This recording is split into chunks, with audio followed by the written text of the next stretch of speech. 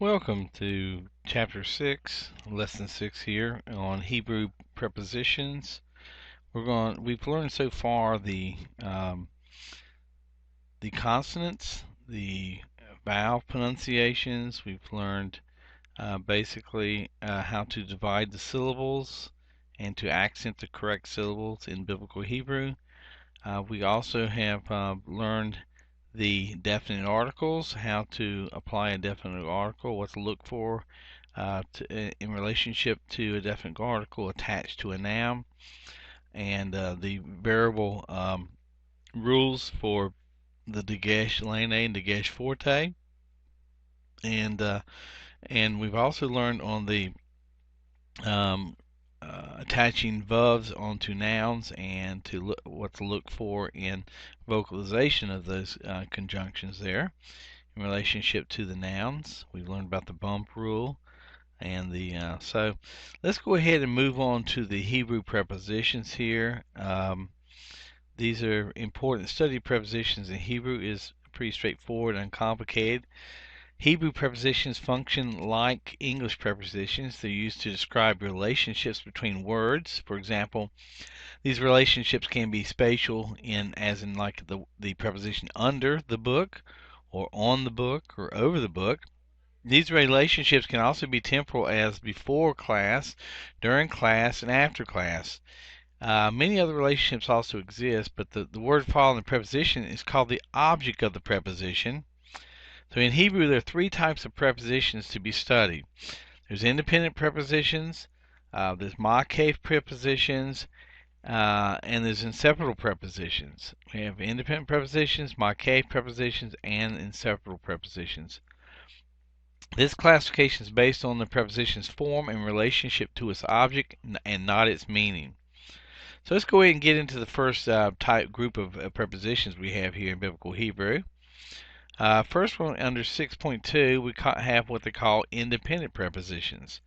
The majority of Hebrew prepositions stand alone, and for this reason they're called independent. And it's just like the English preposition. And here's some following examples here. We have lifnei hamelech, before the king. We have tachat ha'etz, under the tree. We have achar hamabul, after the flood, and we have bain hamaim, between the waters here. And everything listed, highlighted in red here is a preposition. And these are detached from the noun. They are not a part of the noun. They are detached from it, so they are called independent prepositions. Secondly, we have under 6.3 what they call the makef prepositions. Prepositions of this type are almost always joined to their objects by a raised horizontal stroke called a makef. Among the most common prepositions of this type are al, which means upon, on, or concerning; el, which is to or toward; ad, which is until or as far as; and min, which is translated from. Now, in these following examples, you'll see that the makef used to join these prepositions with their objects right here. Okay, we have al ha'evan, upon the stone; el ha'chechal, to the temple; and ad hanahar, as far as the river; and then min ha'aretz, from the land. And you can see that here's the makef right here, the little little horizontal stroke right here, connecting the preposition to the noun that's modified here. And whenever you have a makef, also it's interesting. Whenever you have a makef, the accent shifts off of here back over to this. And in this case, it's actually on the singular noun here, which is Evan here.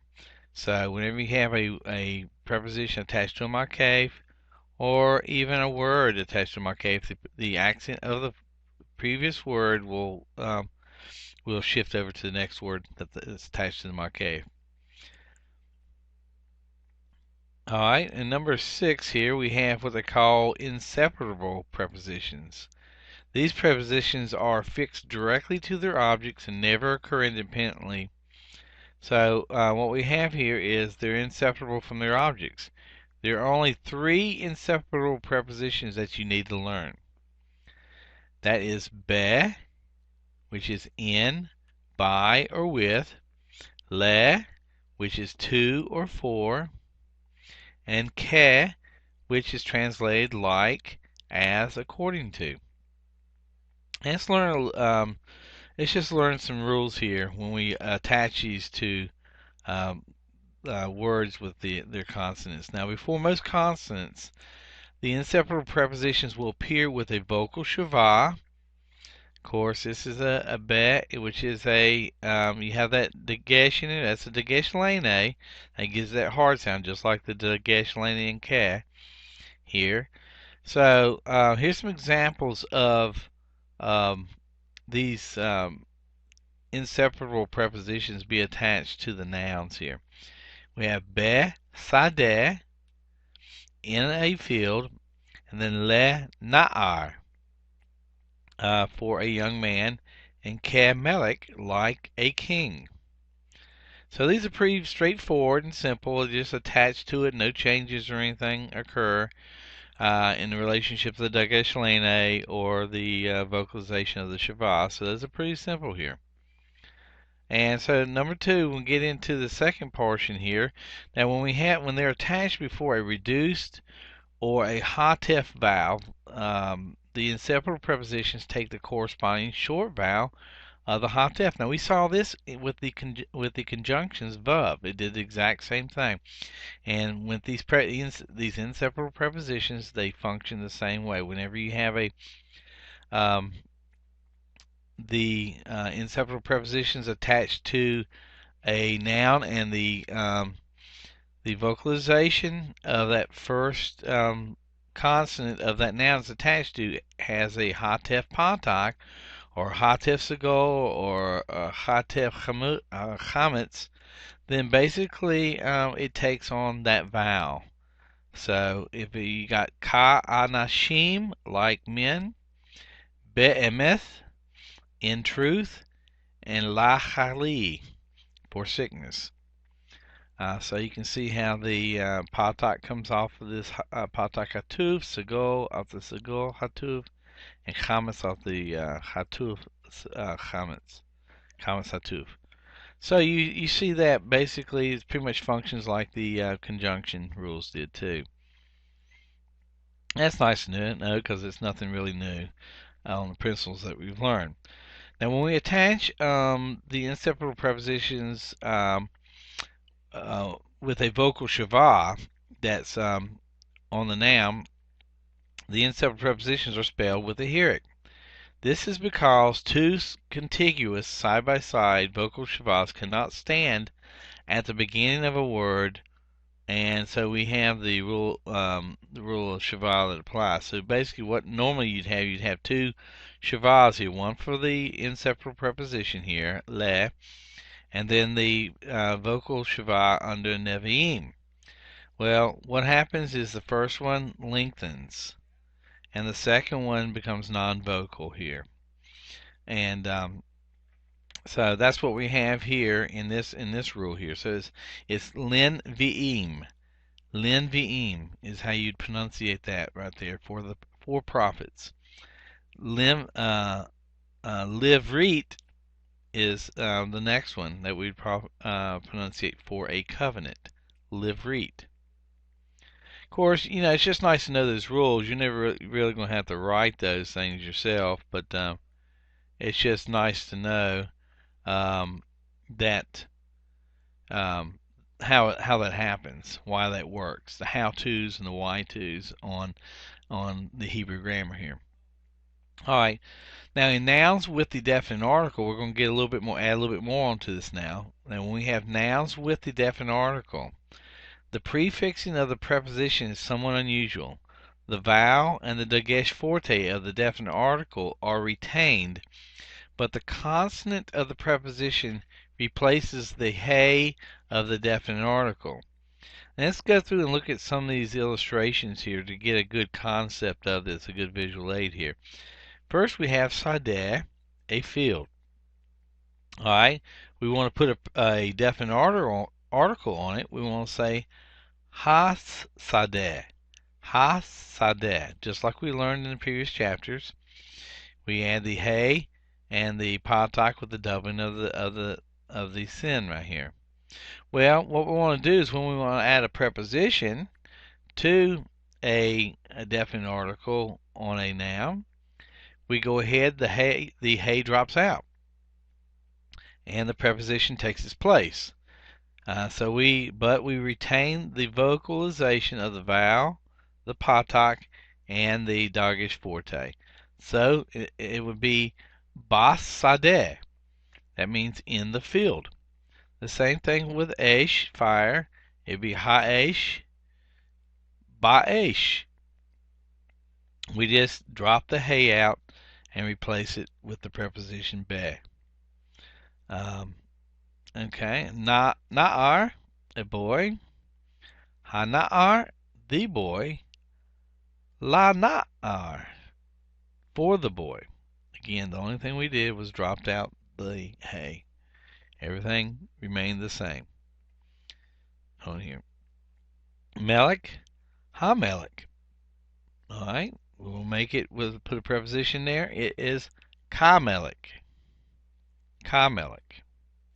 Again, the only thing that happens and changes is that the hey drops out.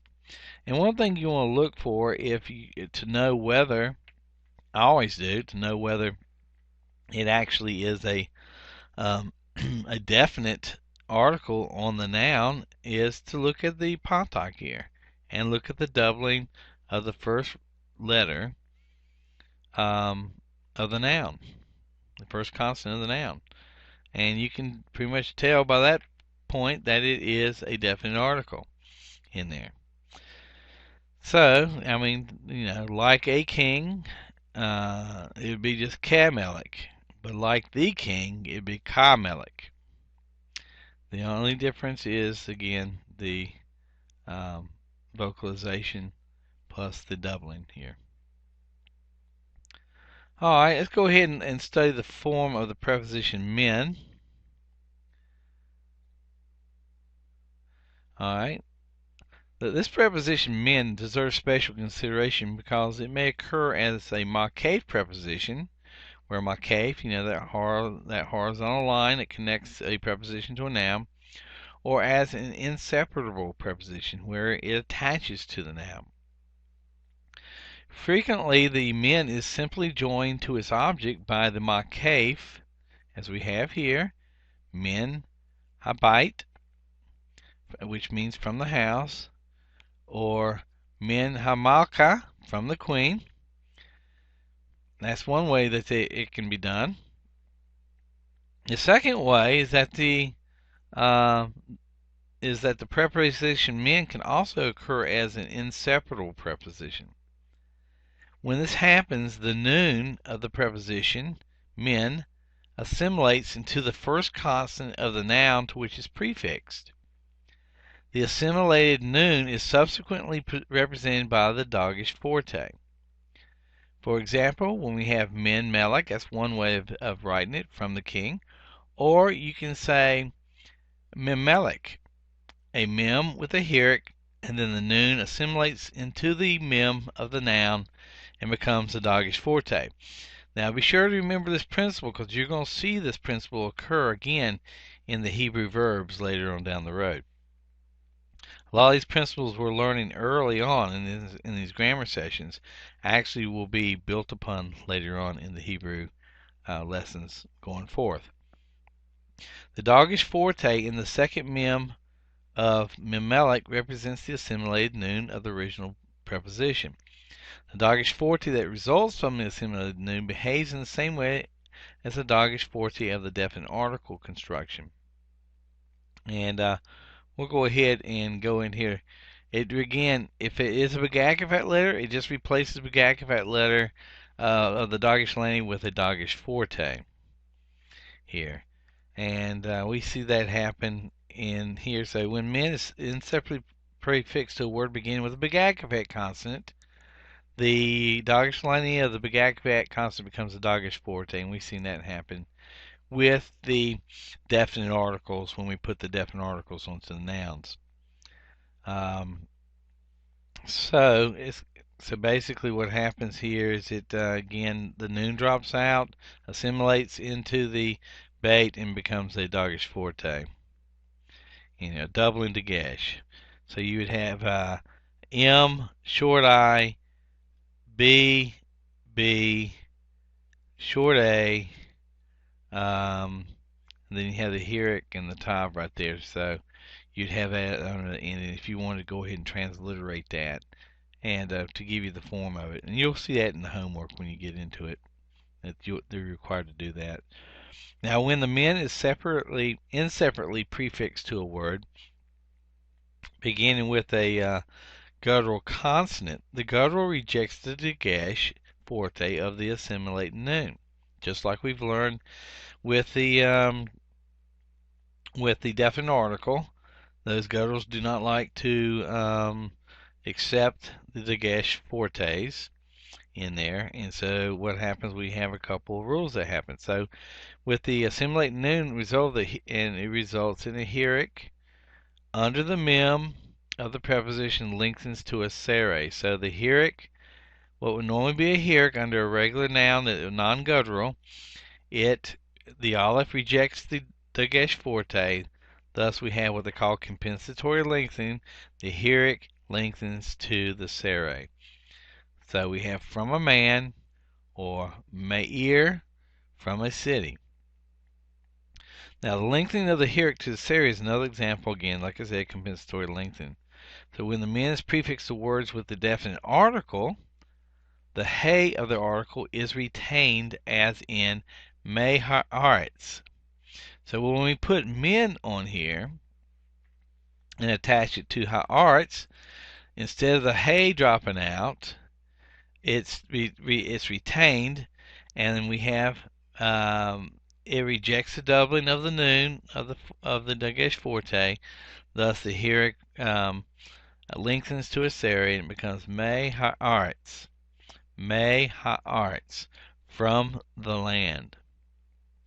When the men is separately prefixed to a word beginning with a chet, the dagesh forte is often rejected by the guttural, but without compensatory lengthening, as in michutz, michutz. So when it's under the aleph, here we see that it basically attaches and just lengthens, compensatory lengthens.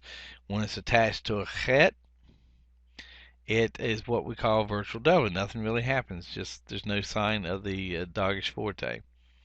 We have michutz, from the outside. This is called virtual doubling, like we had in the definite articles. In some instances, however, compensatory lengthening will occur, as in mecherv, from a sword. Mecherv. So again, we're mainly going to be reading this, so don't lose any sleep over this. It's basically you're going to be reading it, just recognizing that that is actually men as a preposition attached. When you see this here, it's attached to the word cherv right here. Now let's go ahead and study the use of the preposition of men. It not only means from, but it has different usages, and we're going to go into the uses here. Men, because of the frequency with which the preposition men occurs, over 7,592 times, it's worth studying a few of its special usages. Now in English we're used to positive, comparatives, and superlatives, and what we're going to get into here is the comparative use right now. We have the comparative use of them. So in English, adjectives are used to express the comparative and superlative ideas. Big becomes bigger, which is comparative, and bigger becomes biggest, which is superlative. Good becomes better, and better becomes best. So we have positive, comparative, and superlative. So in the Hebrew, the preposition men is often used to indicate the comparative or better than idea. The following examples illustrate this passage, and here's what to look for here. You have tova, which is an adjective here, and you haven't gotten into the adjectives yet, but tova, which means good. We're pretty familiar with it. It's the same root as tovu, ma tovu, how lovely. This means good. Tova means good. Hakma miz zahav. Tova hakma miz zahav. So literally, what it means, what it's saying in Hebrew, going from literally from right to left, wisdom is good from gold. Wisdom, and you got to put it to be verb, is good from gold. But in the Hebrew, we use this also. It means wisdom is better than gold. So normally, what you want to look for is you want to look for an adjective, look for the noun, and then look for the other noun that has a min attached to it. And that usually is the indicator that tells you that that is a comparative use of the word of the preposition min on a noun here. Good, wisdom is good, or good is wisdom from gold, is what it literally says. But in Hebrew, we would say in English, wisdom is better than gold. Here's another use of it here. We have Tov HaSefer Hazeh Min HaSefer Hahu. That is, the book, this book is good from that book. So you haven't gotten into demonstrative adjectives yet, but this book is good from that book.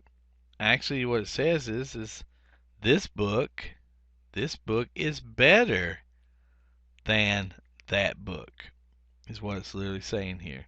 And you know, you'll use it and get some main thing is basically looking for and seeing. This is something that will develop. You'll develop an eye for looking for the comparative use of men, and it takes a little time to look for it and to as you're reading. Again, adjective usually comes first, then a noun, and then the men attached to another noun. That's usually the indicator. If it doesn't have an adjective, it's not going to be a comparative.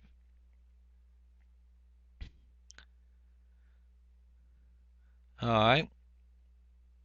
Let me see. Also, the comparative use of men can also communicate the nuance of two or four, as in the following example.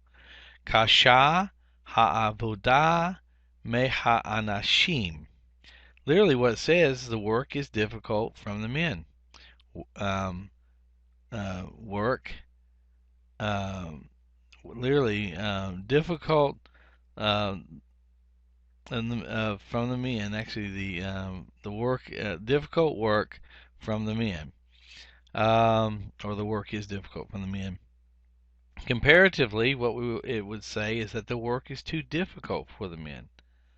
Havadah is the noun, kasha is the adjective, and then ha'anashim, meha'anashim is the other noun it's being compared with. So basically, the work is too difficult for the men.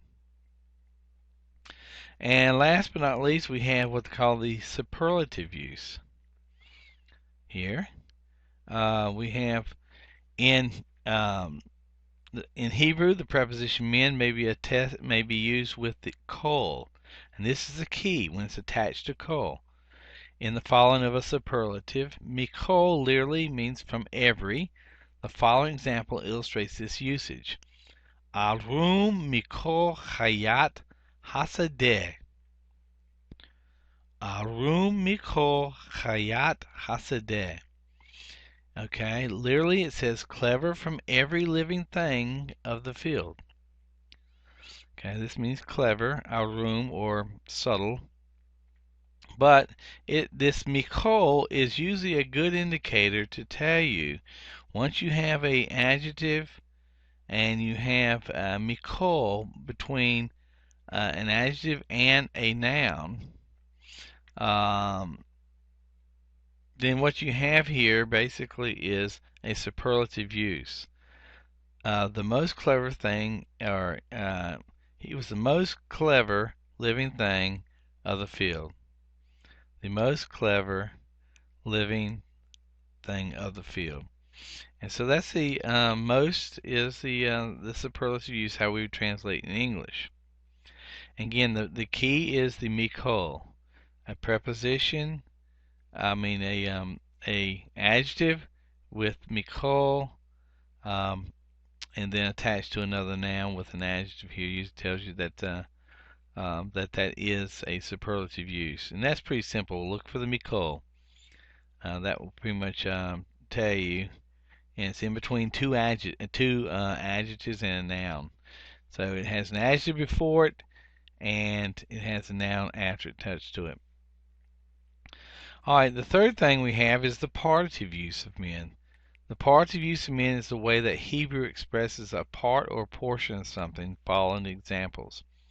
So, miperi, we know this is a dogish forte instead of a dogish lene because even though it's in a begakifat letter here, it is following a vocal vowel, a heroic. So it's got to be a dogish forte. Miperi, this is thus creating a vocal shava. Miperi. Literally, it means from a fruit. But we translate it as some of the fruit. As a part, we use the word some of the fruit. Mechanashim is literally from the men. Again, you got me, which is the preposition men. You have the ha of the definite article. Then you have anashim, from the men.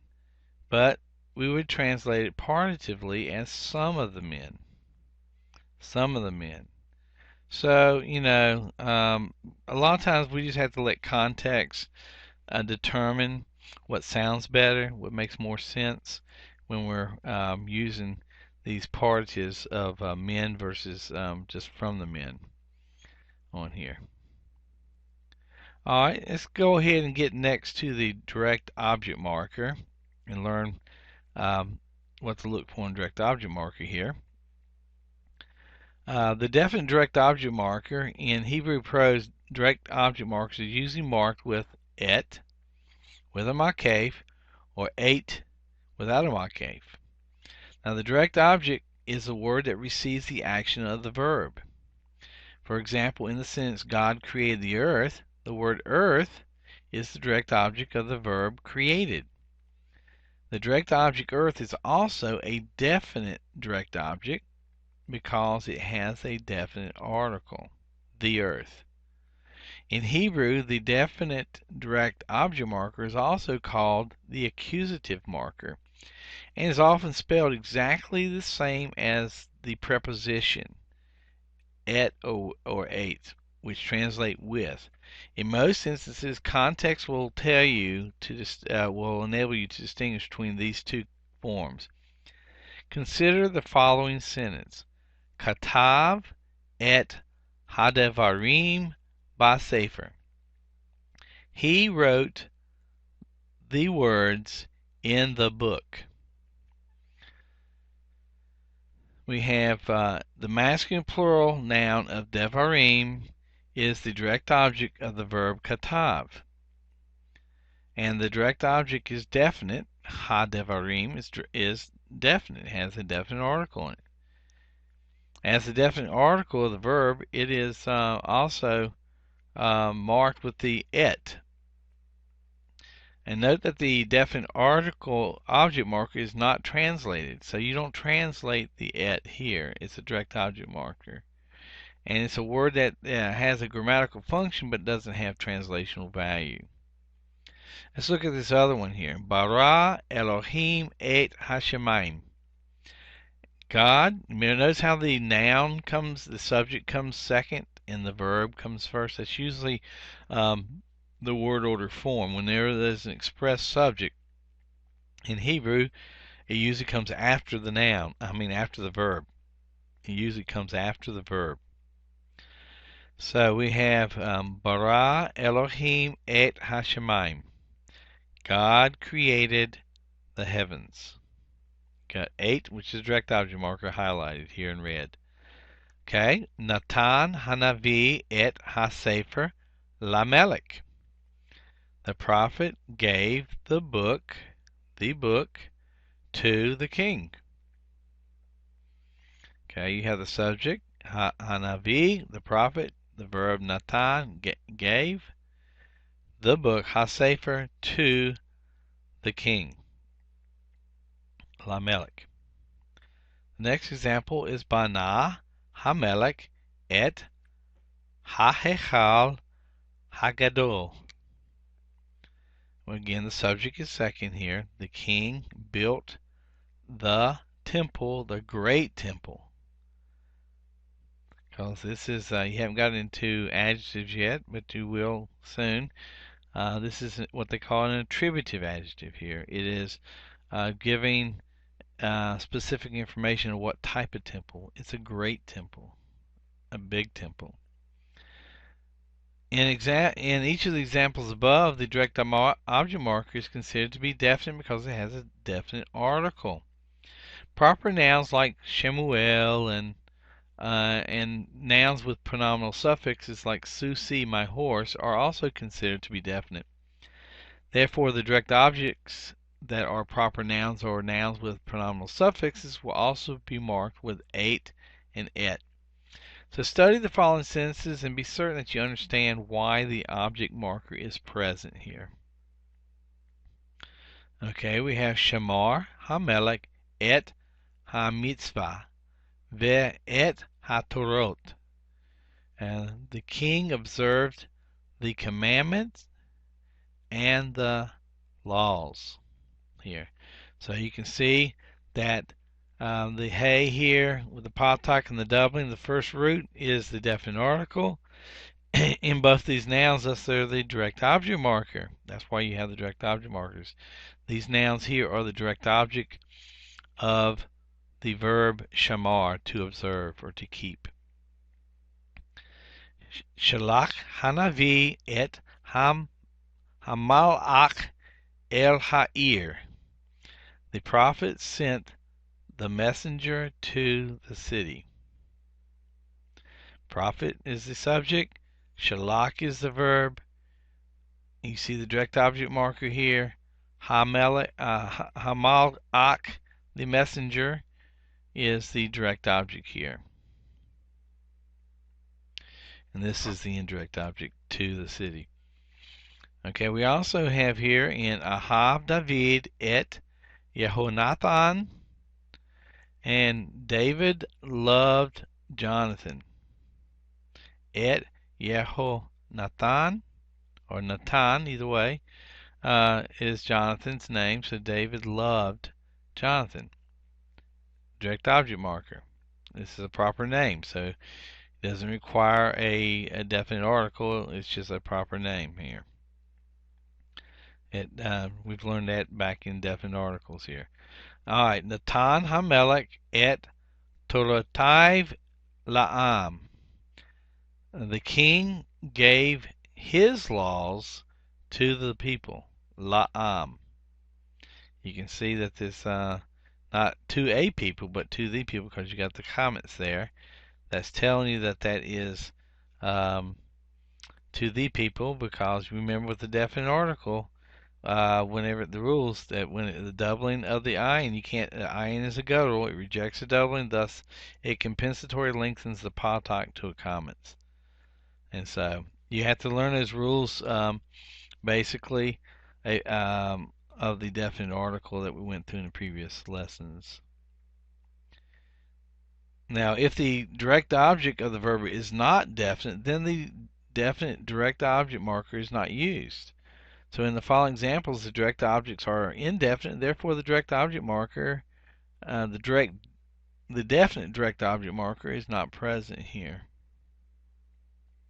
You have Bana HaMelech Hechal Gadol. So the king built a great temple. There's no definite article on Hechal or Hagadol. So you see how the adjective has to agree in the noun in gender, number, and definiteness to be attributive, and we'll get into that in another session here. Or Bana Hana'ar Bait Katon Ba'ir. The young man built a small city. Here's the young man built a a small house in the city. Built, Katon goes with bite, and so a small house, and then Ba'ir is in the city. Again, you have the compensatory lengthening of the patak to the comments here, because the ayin rejected the dagesh. All right, see what we got here. And so basically, we won't go into the summary. Well, let's go into the summary here. Hebrew prepositions function like English prepositions. The word following the preposition is called the object of the preposition. And there are three types of Hebrew prepositions. There's independent, there's the one attached with the makef, and there's the inseparable prepositions. The independent preposition stands alone. The makef prepositions are joined to their objects by a raised horizontal stroke called a makef. And inseparable prepositions are prefixed directly to their objects. The inseparable prepositions be, le, and ke are prefixed directly to their objects and never occur independently. Before most consonants, the inseparable prepositions will appear with a vocal shava, be, le, and ke. Before a reduced or hatef vowel, the inseparable prepositions are spelled with the corresponding short vowel of the hatef vowel. What we had, same principle we had in the conjunction use. When you attach a conjunction to a noun that starts with a, and usually remember the hatefs usually are under the gutturals, and they are normally the hatef vowels are under the gutturals because remember the gutturals normally don't take vocal simple shavas. They take the compound shavas.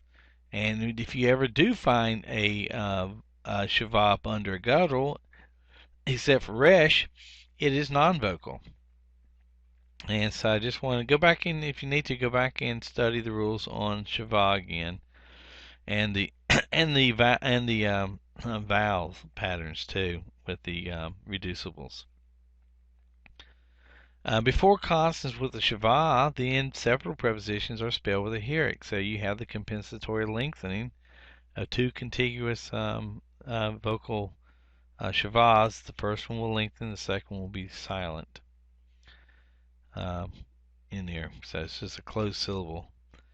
And in nouns with the definite article, the vowel and the dagesh forte of the definite article retain, but the consonant of the preposition replaces the hay. The hay drops out of the definite article, and the preposition consonant takes its place. The preposition min occurs both as makef preposition and as an inseparable preposition. When occurring as an inseparable preposition, the noon assimilates into the following consonant and appears as a dagesh forte. And then the dagesh forte is rejected by gutturals, resulting either in compensatory lengthening or what they call virtual doubling. Either it lengthens to a sere or it remains a herrick. The preposition min can be used comparatively as in better than, and superlatively as with mikol, and that's the key, is C in mikol, the most, and partitively as in some of. And again, context will tell you which one to use in the relationship of partitively, either from or some of. And in Hebrew prose, definite direct objects are usually marked with et or eight. The direct object will have a definite or a definite. It will definitely have a definite part on there, marked a definite article right there, and so that's the key to it. And then if it doesn't have a direct object, or it doesn't have a the ha on there, the hay with the patak on there, and the doubling, then when it's it will be just, it won't have a direct object marker here. Okay, well that's it right here. Let's go ahead and work on our homework. Go back and review the core, this particular lesson, and review. Go ahead and start on your homework. Again, the grammar gives you the knowledge, the workbook gives you the understanding, and be sure to sign up for our breakout session. For this week. Go to our website at tobysplace.org and click on the online classes or MIBS online classes and click on the breakout session link to sign up. Okay? All right. Talk to you later.